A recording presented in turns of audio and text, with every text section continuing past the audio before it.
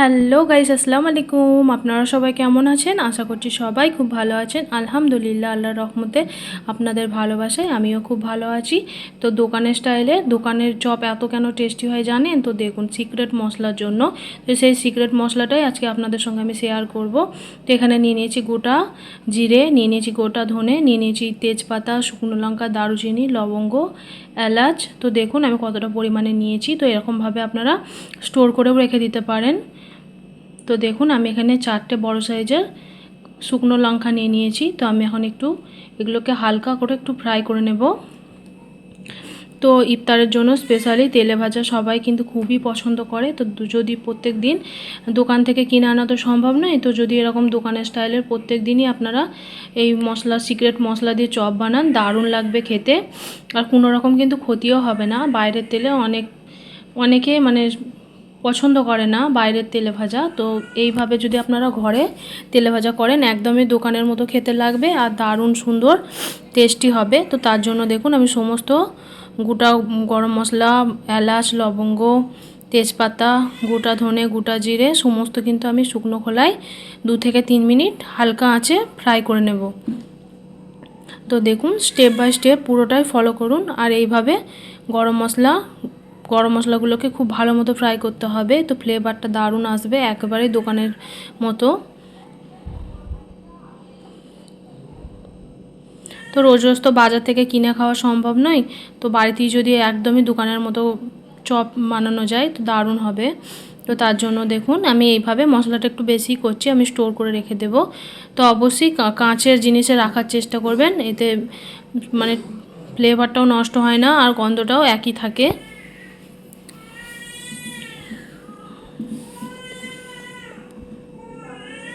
তো দেখুন 2 থেকে 3 মিনিট একদম স্লো আঁচে মশলাগুলোকে ভেজে নিতে হবে। তো কালারটা চেঞ্জ হয়ে যাচ্ছে, দেখেই বুঝতে পারছেন।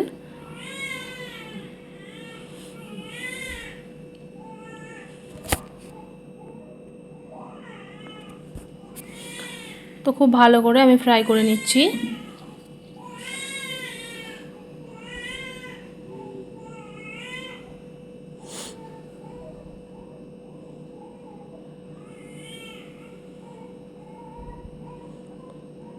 তো 2 থেকে 3 মিনিট আমি খুব ভালো মতো ফ্রাই করে নিয়েছি। তো আমি এখন গ্যাসের ফ্লেমটা বন্ধ করে দিচ্ছি, দিয়ে খুব ভালো মতো ঠান্ডা করে নিতে হবে। তার জন্য আমি নাড়াচাড়া করছি, খুব ভালো করে ঠান্ডা করে নিতে হবে।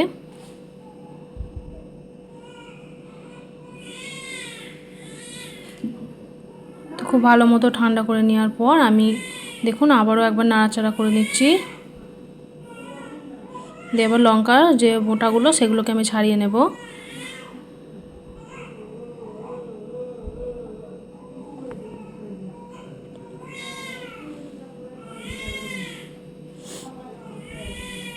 তো দেখুন আমি একটা মিক্সির জার নিয়ে নিয়েছি, এটাকে পাউডার করে নিতে হবে, একদম গুঁড়ো করে নিতে হবে। তো আপনারা চাইলে এটা শিলনোড়াতেও করে নিতে পারেন। তো এটা বানানো খুবই সহজ আর দারুণ সুন্দর একটা ফ্লেভার আসে।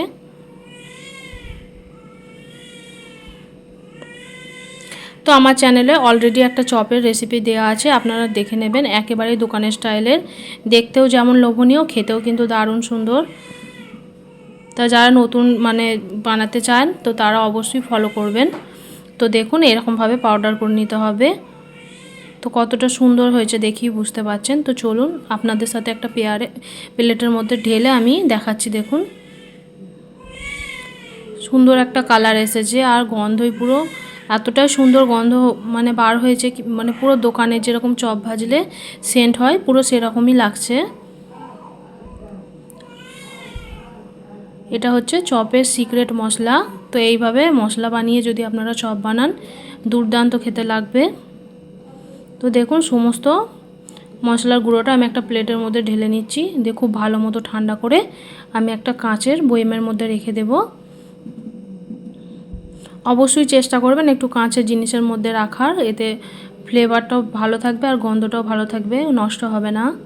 এরম করে আপনারা সারা বছর সংরক্ষণ করে রাখতে পারবেন আর যখন মন চাইবেন তখনই কিন্তু দোকানের মতো চপ বানিয়ে নিতে পারবেন খুবই সহজে। তো দেখুন আমি এখানে কিভাবে আমি সংরক্ষণ করে রাখবো সেটাও আপনাদের এখানে আমি দেখাচ্ছি। তো এখানে আমি একটা কাঁচের বয়াম নিয়ে নিয়েছি। তো দেখুন এবার সমস্ত মশলাটা আমি ঢেলে নেব।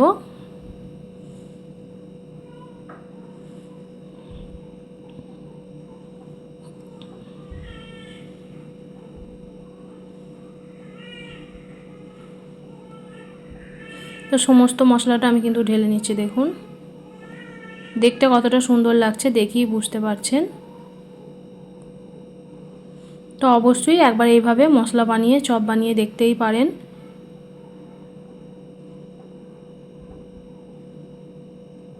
ইফতারি স্পেশাল একদম চপের মশলা, সিক্রেট চপের মশলা। সবাই কিন্তু এই সিক্রেটটা শেয়ার করে না।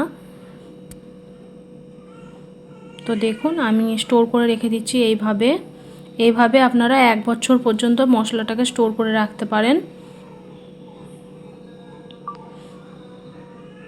তো দেখুন খুব ভালো মতো ঠান্ডা করে নিয়ে এবার ঢাকনা বন্ধ করে রেখে দিতে হবে স্টোর করে।